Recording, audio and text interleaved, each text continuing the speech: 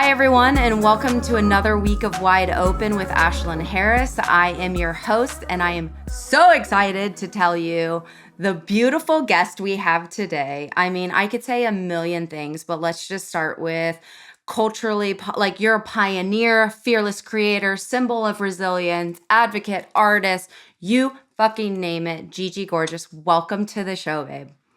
Oh, thank you so much for having me. I'm so excited to be here. You Fan of love, sports. yes, I mean, speaking of, when I was taking the deep dive, you were like a fantastic swimmer. Diver. Diver! Oh, come on, tell me Different, everything. Very different. different. Everyone says swimmer. They're like, oh my God, did you wear like swimmer's caps? I'm like, no, I wasn't a No. swimmer. I was a diver. So diver, I did high platform, I think it's called, and springboard diving. Whoa. And I was, oh my God. Okay, girl, get into this. This is my little plaque from when I won Oh, national championship. work. Look at my body, bitch. Get into it. I, I Get mean, into it. My body. wow.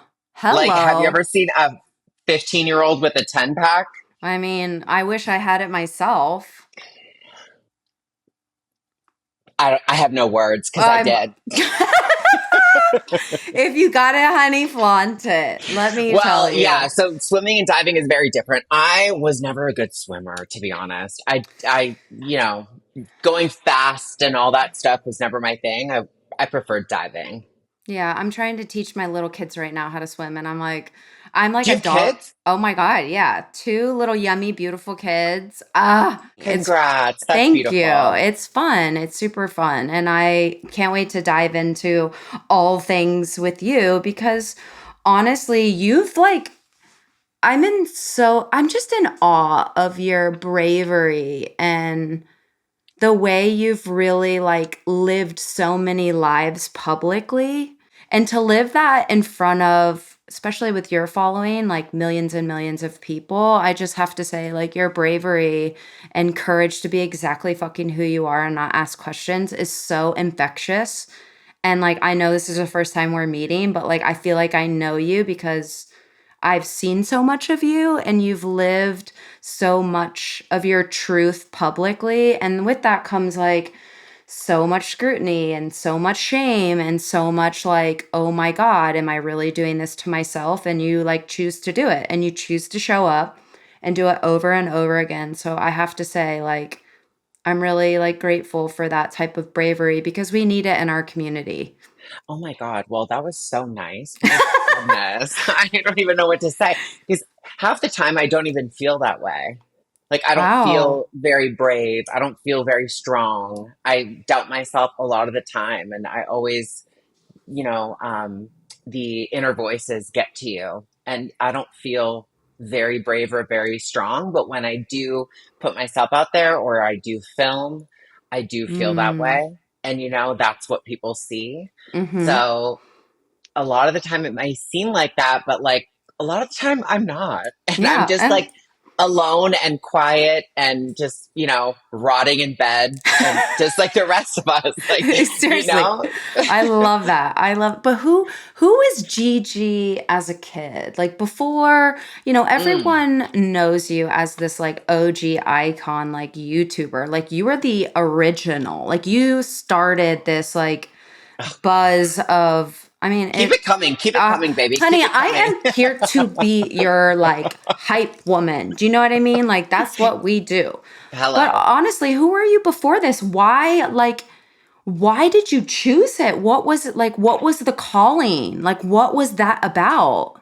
You know what's so funny? I feel like you can definitely speak to this as a mother because when I was young, I was like a performer. Like I was Mm, like my mom, I remember I have this memory, this very vivid memory, and I think it might have been several times, but I remember this one night. My mom loved throwing dinner parties. So we would have, and like me and I have two brothers, one younger, one older, and we would be summoned upstairs. Do not come downstairs. The kids are upstairs. It's family night. We're drinking alcohol, we're having fun, adult conversations. It's fine. It wasn't a very big house, but we were like, we could hear, but we would be like, Mhm. door like closed. Uh, and my mom at one point in the night called me down this one night and she was like, do your thing. And I knew what she meant because I knew what made her laugh a lot.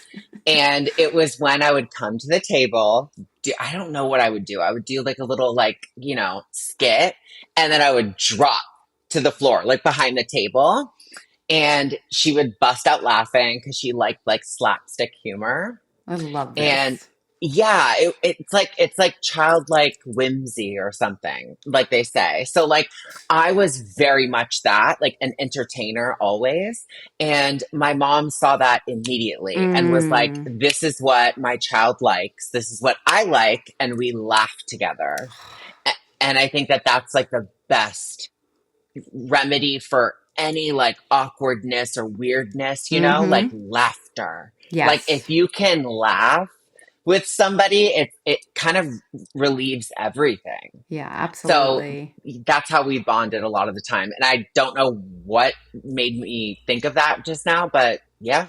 You were just always an entertainer. And like that was, I love because you do talk openly and honestly about how much your mom and that relationship did impact you. And like, Yeah. I'm wondering, I can imagine two parts being raised by a really powerful person who made you feel strong enough and comfortable enough and brave enough to do so, but also the fact that you were a competitive athlete. And I assume that had a lot of that, sports impact, I mean, statistically, just everything about the way you move because Hmm. it gives you this inner confidence and this belief and this understanding that I can really do this and I can achieve greatness and I have the ability, and you just see the world differently. And I'm wondering if that like relates to your story at all. Like, do you find that that's true or not at all? Oh, absolutely true. I mean, absolutely. I can relate with that. What you're saying. I literally just got chills. Anybody that's watching, I don't know if you could tell through my spray tan, but there's chills here. Yes. There's chills here. I love Um, it. my, my mom, so I trained as a diver for, almost 10 years of my Wow. life. Yeah. And my mom would drive me to practice every single day. It was Mhm. 6 hours a day.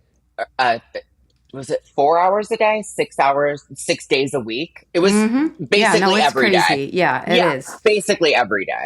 And she actually ended up being, which I don't think people know, she was the president of my dive camp, my dive team. Oh, She wow. ended up becoming that because she was so involved. And a lot of the time, I didn't really have the communication skills to really tell her how I was feeling, what I was going Mm. through. And, the drive there and the drive back were 20, 30 minutes each way. And a lot of the time, towards the end, when I was really unhappy and I had a lot of hormones going through my body, I had Mhm. no idea what was going on, we wouldn't speak.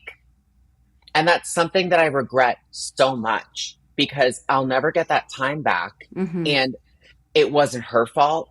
It wasn't my fault.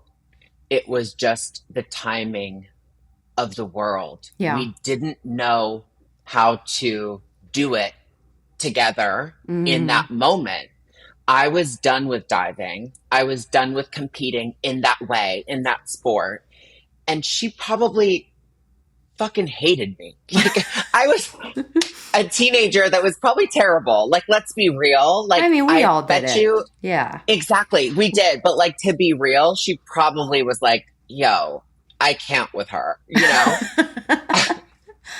I love it though. That's Yeah, important. but it is important to like Yeah. speak on that because I think that there's a lot of the times there's a lot of pressure on athletes. We put a lot of pressure on ourselves, more than anyone even sees. I feel like a lot of the times people are like, oh, they're killing it. They're fine. They're amazing. It's like, no, I'm dying inside. Like Mhm. like I literally hate myself, even though I did the best thing ever. I'm national champion, Yeah. everything. Like I can't deal with myself right now. To be a parent in that in that world of your child must be so hard. Yeah. So I have a lot of sympathy for her now, thinking back on that, because I was only really thinking about myself. But that's like also like you have to give yourself grace in a lot of those moments. Like I lived that same experience and my parents drove me all over the place. And what I loved so much about the way my dad showed up is when I was struggling and maybe didn't have the words, he would sit in the silence with me, and that in itself was enough. Did you So feel as bad? Did you feel better? yeah, and my dad knew like I was competitive and he knew that I was like, I was the only girl on an all boys team and there was like all Mm, these things and I was always different. I never wanted to wear my hair up and I wanted to like look like a boy and I wanted to like fit in and I didn't want to wear the clothes other girls wore.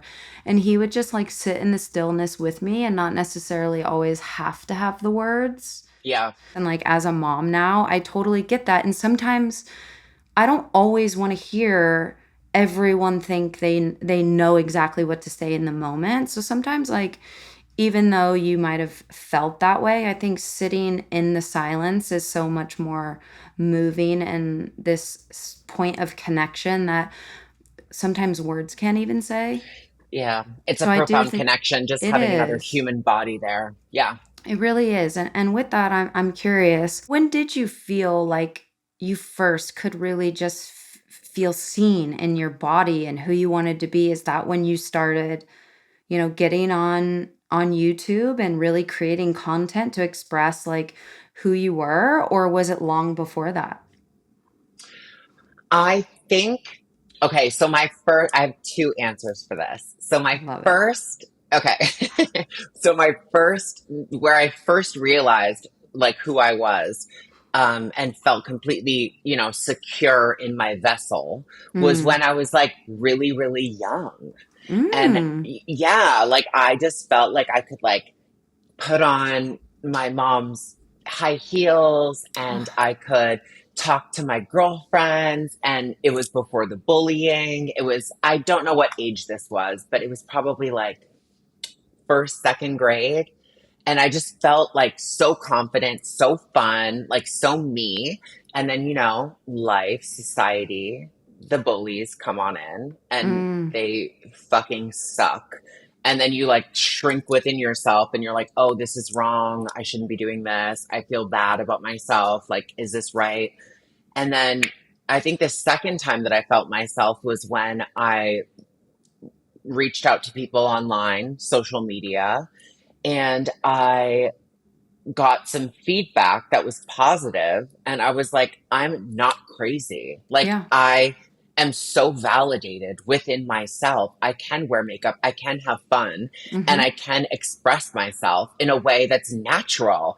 And Mm. it's going to come out some way or the other, but it's just, you know, it's gonna come out. So it's coming out now and it feels good. And then, Yeah. I think that's the second time that I was validated. But I also think what people don't realize for us is I didn't see people like me.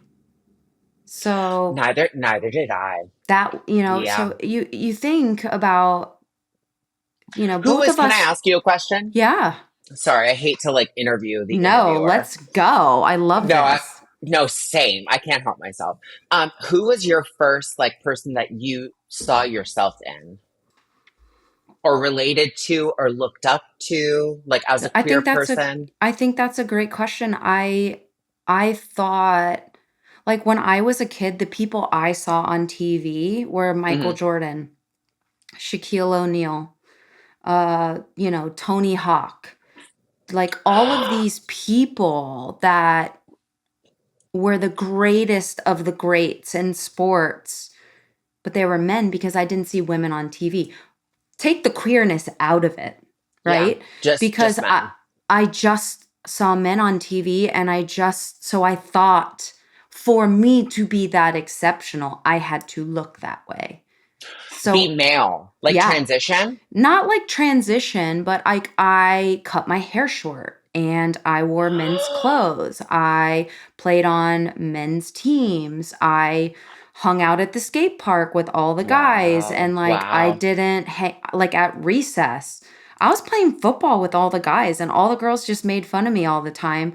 But then when I would approach them, then they were terrified of me. So it was like my ability to be so good at sports made everyone like fear me because I was different and I looked different. But the thing I'm is, I obsessed. was just gay. I was literally just gay and I just didn't see people like me.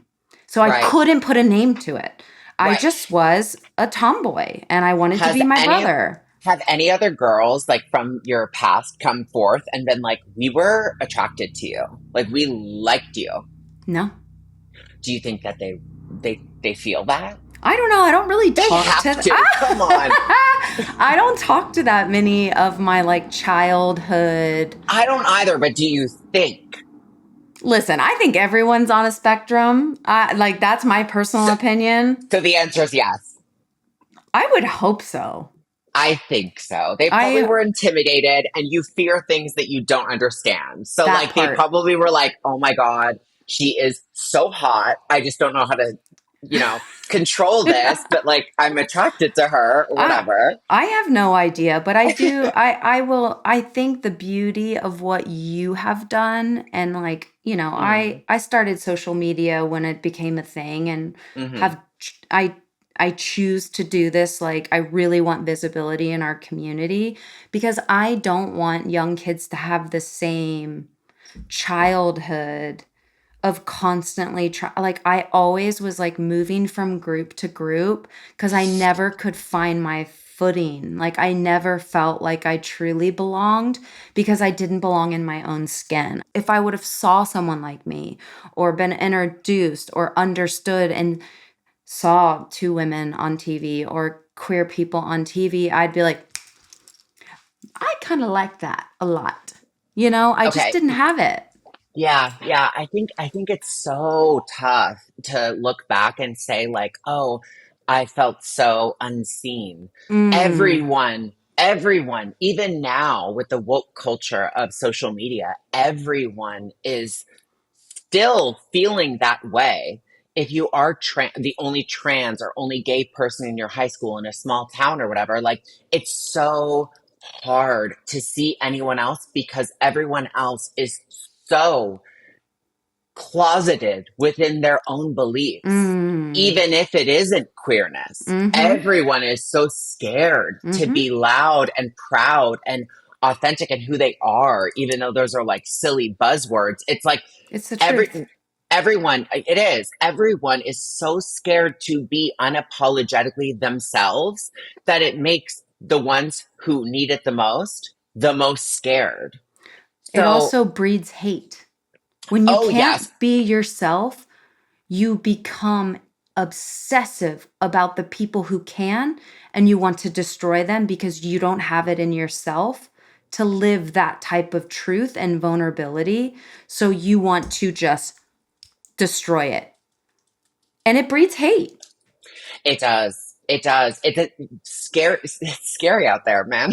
Dude, I know. And you've like really lived it. Like you've like been on So have this you. fucking journey. I know. I mean, yeah, it's wild. It's absolutely It is. wild. I will say one more thing also about this before we move on. I feel like a lot of athletes pour themselves into their sport because of not a loss of identity or self worth or, you know, giving to the world, for a Hmm. lack of better term. But I really do relate with that because I felt like that was my whole identity, and it almost was all encompassing and consuming of me. And it was a bad choice because it set me back. And I think that Mm, a lot of people do that. Like, yeah. I think it was great, don't get me wrong. Obsessed was a really good facet to my life, but it can become a little bit cumbersome to Mm, be so consumed with something that you're not really all that in love with. mm-hmm. And then it becomes your identity where there's another identity within you, but then that's the front facing identity. And it gets to be a little bit scary. And I see people actually, and I've talked to people, and they can't get out. They're too Mm-hmm. far in. And then now it's this cycle where they're going to have to, somebody's going to have to break it, either them or their coach or their Yeah. sponsor or Yeah. whoever. And it will end somehow, but it's a scary path to go on. And I think Yeah. that also relates with athletes and other, ventures of life. I totally agree.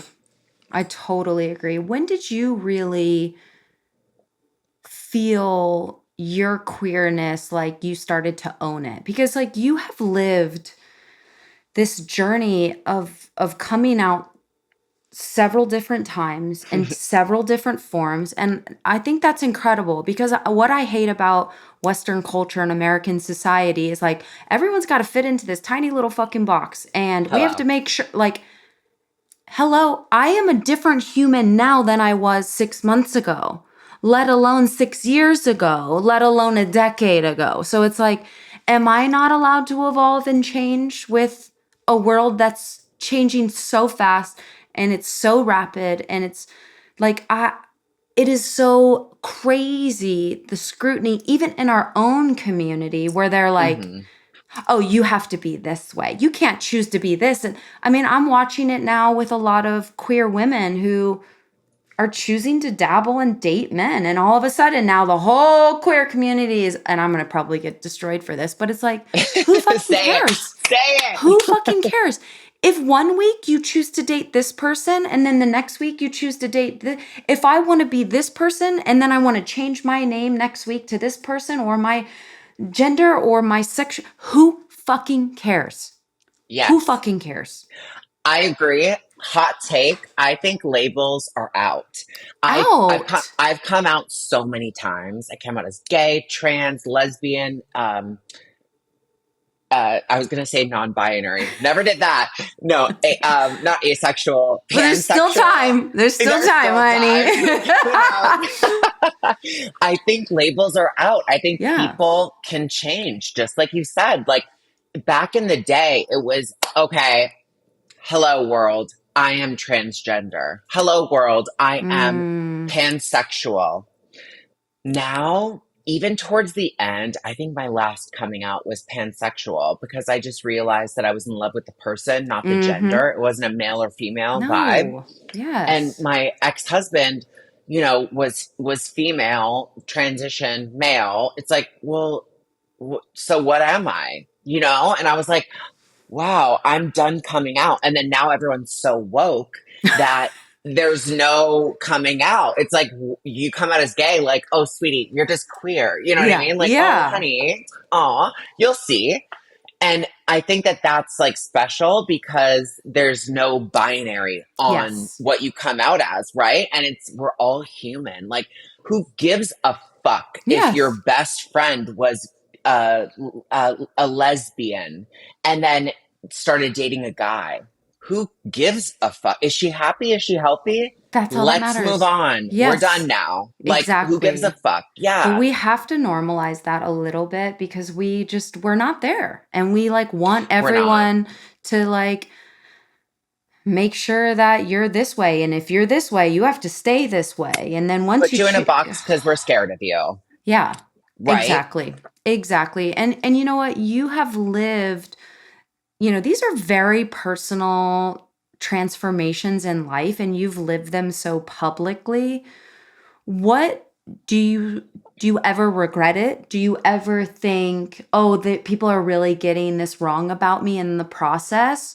Or do you not even care? You're like, "You know what? I'm putting it out there. I'm putting it in a box and I'm like moving on. I don't care what you say about me. This is me, and if it makes you uncomfortable, guess what? You can unsubscribe." Unsubscribe for sure. Okay. I feel like, yeah, I mean, I guess once you put anything out there, it's kind of like, well, we kind of put a period on that, Mhm. right? Like Mhm. anything. So, yeah, once it's out there, it's out there. But yeah, there are some regrets for sure. Yeah. I mean, I'm human. Yeah, it's like very much, I don't know, maybe more critical thinking could have gone into some things, or like, I mean, but when you think back too, you were so young. Like this whole, like you're young now. You but have like, so wait, much oh my life God, to live. you took the words right out of my mouth. We're the youngest we're going to be right now. So if Yes. I make a mistake today, then I I was young. Yeah. Sorry, Sorry. How about you? How do you feel about like announcing stuff and regrets? Yeah, I've learned now because, I had a very public divorce and I have been in the public eye, and people really have a lot of opinions about me. And I think that's the hardship of being open and honest and real and vulnerable. Um, and I've learned now I have to protect my peace. I have to learn that Share less. not share less. I think you have to protect what's sacred while sharing what's honest. Hmm. And I guess I've turned my comments off because I think I am learning as I get older. I am a human and I hurt just like any human hurts, and I read Hmm. comments that penetrate. And for me, I have now said I'm not going to abandon my community. As someone who didn't have visibility growing up, it is so vital and so important. I have a long history of being an advocate for mental health and drug addiction because I know what it's like to mask and stuff down and not feel. And that is a reflection on other people's expectations of who I'm supposed to be instead of just living Hmm. exactly in the moment of who I want to be. So I protect my peace in a way that I don't read BS. I don't believe it. What I've learned about tabloids is they will run with anything. What I've learned about friends and a cancel culture is not everyone will have your back and see the way you see the world. It's giving fair weather friends. Yes, I was yes. going to ask you also. So, being a public facing figure for so long, Hmm. so many years being out there, they say, and I think that this might be outdated and wrong, but you build a thick skin, because I've said that for a Hmm. very long time. I'm like, oh, I've built a thick skin. I've heard it all 1,000 times. Don't worry about it. But it still does hurt. Hmm. So, where's your skin at?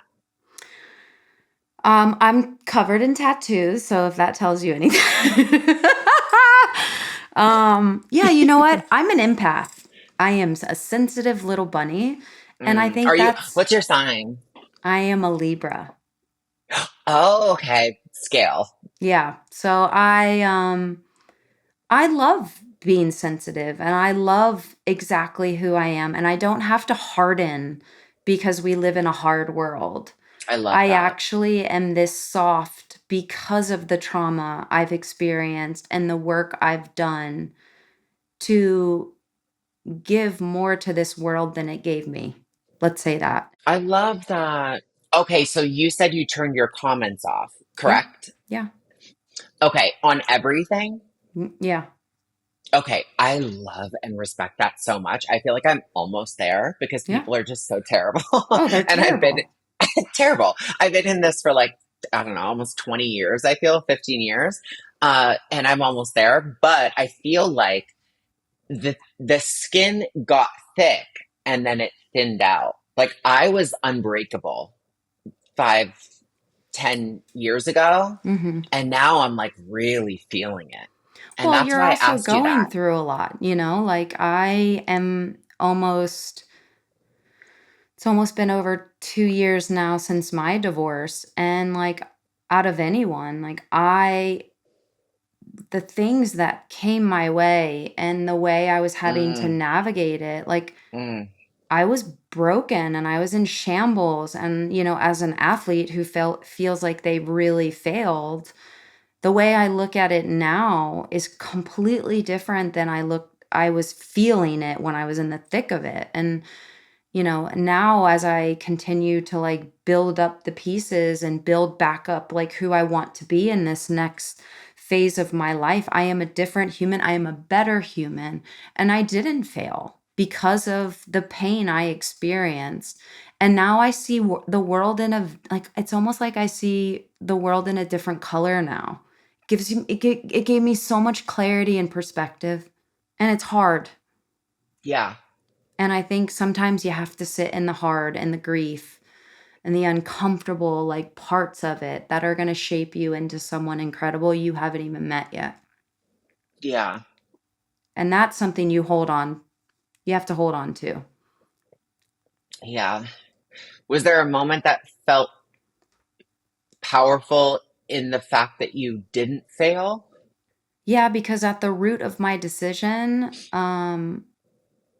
I was choosing me. And I hadn't, I didn't do that for a really long time. I think that was the most brave and powerful decision I could have ever made for myself and my kids. Oh my God, no. No, you're like preaching. I feel like I'm not very extremely religious, but I'm at church right now. Hell yeah, I'm on girl. your Come podcast, on. but like Yeah. I am here. Oh my God. Yeah. I feel a lot of that because my divorce it was announced not long ago, but Mhm. it's been months, it's very public, but I'm still going through waves of that. And I think Mhm. it's very special to hear you speak on that because every day is another journey. Mhm. It's your choice to choose happiness and Mhm. choose reality and positivity. And Yep. there's always voices. There's always little voices in your Mhm. head, and there's always people on your phone, and even friends of yours, and people on your team. There's always stuff, Mhm. but it's nice to know like you chose your own happiness. Mhm. And I think that's very relatable Yeah. to everyone Yeah. in any way. And I wish I could have shook myself like a few months ago because it was just messy, and sad. But Yeah, I it guess is. you And got to it's live in that. you have to. And you'll find Yeah. one day beauty in it that maybe can't see right now. And I think being vulnerable and talking about it in a adult way. Like people are so quick to pick sides. People are so quick to throw shade on one person or this person, third person's fault, that person's fault. A marriage doesn't end when it's just one person's fault. Like that just doesn't exist. Like Mm, both parties play a role in everything and it's okay. Like not everything is meant for forever. Even if you go into it with the expectation this is forever. Time which changes. who doesn't? Who doesn't? People change, experience, like life is ever changing, and we either grow together or we grow apart. And that is just the complexity of life. It doesn't Yeah. mean one person is at fault or one person failed. It is just life. And Hmm. we keep it pushing and we learn from it and we try to be better for it. And we always carry this like these people with us because they've been a huge part of our life. And I don't, you know, it's just it's hard. There's no other way than it being hard. And I hope you're okay. And I hope that it gets easier. Like as someone who's gone through it, it's not that time heals because you'll always feel it, but like you just Yeah. learn to cope with it and you learn to have the tools to do so without being angry because so much Yeah. anger gets thrown into the fire at the beginning because people are hurt and we are It's emotional beings. exactly. It's almost as if you should be hurt. Yeah. That's how I was made out to feel. Like, be angry. Why aren't you angrier? I'm like, I'm just sad. Yeah. Like, literally, like, I'm not I mean, maybe a little frustrated, whatever, but not angry. Yeah. I also feel like there is, there's this construct once you are divorced that you're just never going to see that person again. Like you just said, honor the time that you had together, respect the time. It was a gorgeous time. And that's a lot of the feedback that I'm getting is, wow, you guys have so much respect for each other. That Mhm. is so nice. I'm like, Mhm. yeah, duh. Like, we Yep. shared some of life's most beautiful moments together. What do I hate the person now? No. Yeah. But people just expect you to. And then it Yep. almost makes you feel like, should I be more mad? But I am not. Like, I'm curious though with this, and you can be very honest with me because your personal life has become such a topic of conversation. Do you view social media and the ability to be so open? Do you view it differently now that you became a target of it, or do you not? I think I view it differently for sure. Mm-hmm. But it definitely is not as pure as it used to be. Mm-hmm. Mm-hmm. It used to be very childlike, share whatever, say whatever. And there are moments of that now, but before it was always like that. It Yeah. was always fun, always free. And then it did change over time. And I don't think that that was just necessarily my relationship to it. I think that Mm-hmm. that was the world's Mm. generation of social media growing and evolving and stuff. Mm-hmm. But, it kind of ran in tandem. Yeah. But So, how, it was kind of a yeah. perfect storm. How would you say this moment in time, because it really is a moment of time, nothing it's not a forever thing. How do you think it has changed you? Like not just the romantic love, but the love you've learned to give yourself through this process. Like what is the biggest thing that it's changed in you? I think, ah, oh God, hello. We're going deep, I know. And I'm I'm here like to hold using my I makeup know. And towel. I'm here to hold you through the process, but I do think it's so important, like if you're not learning from it, then you're not being true to you or yourself or all of the experiences you're unfortunately having to go through, right? And Well, this is no, fortunately, yes. yeah, no, you know what? I feel like what I've really learned from this, if I really take a step back and think on it, Mhm. I think that I've learned how to be by myself. Mm. I haven't been by myself for almost a decade, Wow. and I can truly be alone. Like, Mm. and I think that it's a gift. It's maybe not the best at sometimes, but like I can go to bed. I can just be by myself and there's no noise. It's just me. It's how it used to be. And I'm relearning how to be by myself. And in my head and Mm. physically. And I think that it's been very, very special because I didn't think that I could do that Yeah. after getting divorced. I did not know that I could do that. Yeah. And I think that's because it's so new for you to be able to reflect already is such a testament to like the growth you're already doing. And with that, like I'll take it a step further. Have you learned anything in grief? Especially someone who had like your identity has required so much letting go and becoming, and you've dealt with so much grief, with the passing of your mom. I'm curious, Gigi, what have you learned about grief? Uh, grief, grief does not go. Mm-hmm. You are not free of grief. My mom passed when I was 19, and that is still with me. Mm-hmm. Some days are harder than others. Some days it comes up. Some days I'm I'm happy that she's at peace. Mm-hmm. And then grief of a relationship is a whole different beast. And when you're in the thick of it, it can take, I think they say what, the half of the time that you were together, that's what it takes for you to get over it. I've It never heard that, but yeah, Oh, I mean, really? no. Yeah.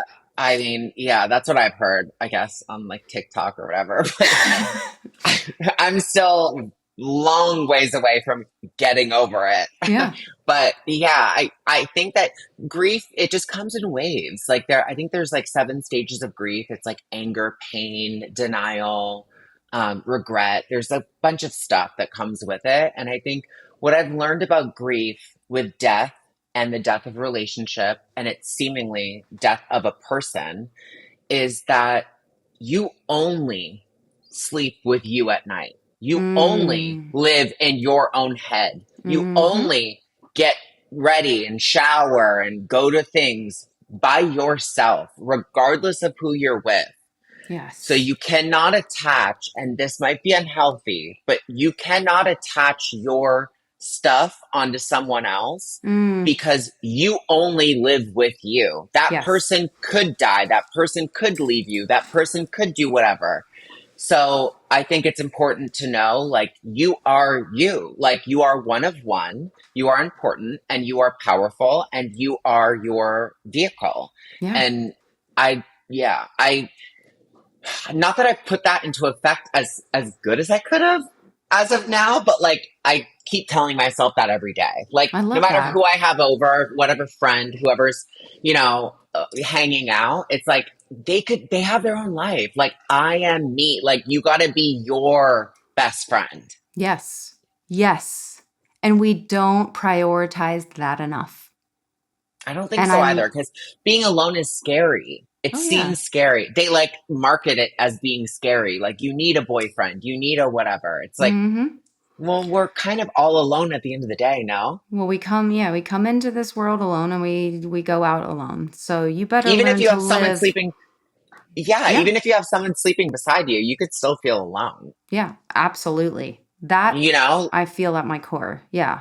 And I want to go to the because I do I'm a believer in speaking things into existence, and I want joy and happiness and hope for you moving forward in a time that feels so hard. So I do want to shift because I do think it's important, and I'm curious because you've been at the intersection of culture and queer identity for God, over a decade now. What gives you hope right now? Because I know in our community, especially in the trans community, we're not in a great time. And it's, but I don't want to talk about that. I want to talk about what gives you hope, Gigi, right now. my Canadian passport, I am obsessed with you. that Yep. also, you know what? Okay, so on the real, I feel like politics and society, it's like a pendulum. I forget who said Mm, this that I forget who said this first, but it stuck with me. And it's like it will always sway back, it will always sway forward. mm-hmm. And I feel like we've been in a swayed back moment for a while. And Yeah. I think people are realizing how strong our community is Mm-hmm. and they realize the power that we have and they're scared Mm, about it. People in power. So I think that they're getting a little smarter. They realize that we're everything yeah. and that's intimidating to them. So I think that eventually it will swing back and we will get a little bit more acknowledgement and Mm, rights and equality and everything that we deserve because yes. we have been extremely proud and loud. But I think that people in government, they're just a little scared. Yeah. And maybe some, Exactly. skeletons are going to come out of their closet that they're a little bit scared Ooh. about. So Well, let's just how hope about that they. how about you? What's bringing you? I'm hopeful right now. Like I see the world. Like I love life. I love being able to sit here with you, a human I've only followed from afar, and have these like beautiful, open, honest conversations. Like I want people to stop with this side of politics and this side of politics. And we're always trying to conform people to see the world through our lens. Hmm. And I just want us to put it down for a second and just love your neighbor and have the conversations and continue building the bridges. And right now, it has just gotten so far out of touch. And we have to continue showing what's possible. And that is like me being hopeful and like, I want to be positive. I want to live a happy world. And I want my 2 Black and brown children to feel seen and loved and cared for. And is that so complicated? You It's know, not. it's And it's not. we overcomplicate things. And Yes. speaking about children, I forget where I heard this, but I think it's important for anybody listening to hear because I think that as a society, we do overcomplicate things, and it is left or right. And what do you believe in with tax, a car, da da da da da, Mm-hmm. whatever. I think at the end of the day, if you are trans, if you are queer, if whatever your case may be, I think to break it down to the bare minimum is think like a child. Are they nice to you? Do they treat you Mm, right? Do they care for you? Do they make you feel good? Like all of that. And then there's nothing else. Who cares if they're trans? Who cares who they have sex with? Who cares? Are they a good person? They don't steal from you. They're not mean to you. Like mm, just bare minimum. Like think about it on like a play school, like a playground recess moment. mm. Like how do you feel about that person? Like, oh, they make me feel less than. They make me Yeah. feel they're mean to me. I Mm-hmm. don't fuck with them. Yep. Like you and I right now. Like I feel seen. I feel heard. You're really nice. You make me laugh. Like I feel loved. Like just like silly, nice stuff like that. Like Yeah. yeah, I don't fuck with people who are mean to me. And nor should It you. has And nothing to do with that. It has nothing to do with what they identify as. I love that. I love that. And I've loved this conversation and I could sit here all day and talk to you. And okay, so I always ask this question to tie Okay. everything together. The same question and like I'm going to change it because I can and this is my show and I always What's the ask. show me the original and The then original is like what moment in your life has like really split you wide open and like really changed it all for you? But for someone who's lived so outward and like you know, like that, so much of your life you've shared, some of the best moments and the hardest moments and the small moments in between. And I want to change it. I want to hand you the mic and I ooh, want you to share something that, like, to you in this moment of time, what does it mean to be wide open? to be wide open. Yeah, what does it mean right now, being wide open? What does it mean to you? Being wide open right now to me, I think for a long time, especially in relationships where you are unhappy, Mm, let's say, you aren't like a fully yourself. So being wide open right now is me choosing every single day to wake up and just be fully Gigi, mm, fully me to my friends, fully me to friends I don't want to be around, fully me to family I don't want to talk to, yeah. fully me to family I want to talk to, um, and just being me. Because for a long time, if anyone has been in a long term relationship or in a divorce or anything, you kind of become someone who you aren't Mm, in many ways, mm-hmm. which is tough to say, but it's true. I mean, Yeah. it's a defense mechanism. You just kind of Mm-hmm. turn into someone you're like actually not. Mm-hmm. So I think just being wide open right now to me means being fully who I am inside of my heart all of the time, or at least Mm. trying to. Yeah. I mean, and just like we said, like we're all a work in progress. And every minute we're evolving and changing, and we have to give people permission to do so. Can Thank I you. ask you one question? Yeah. Tell me, ask away. What's making you feel wide open right now? I am trying to live, for me to be wide open and honest with you right now, I'm trying to find joy and happiness and peace in the most small, still moments because of the way I functioned as a high performing athlete. I'm always like seeking this, like, I just want to be exceptional and I just want to win and I want to be the best at everything. And Yeah. I'm always chasing greatness. And I think it puts blinders on where life moves so fast and I'm still chasing something that doesn't necessarily exist. And when I achieve it, it doesn't have meaning. It doesn't move me. I'm trying to be so still and finding so much beauty in the most simple moments of life. But does that scare you? I'm not a mother, so I can't speak to this, but does that scare you because it's boring? I don't find it boring. I find it being like I'm truly in my body enough now that the smallest moments I find so much joy in.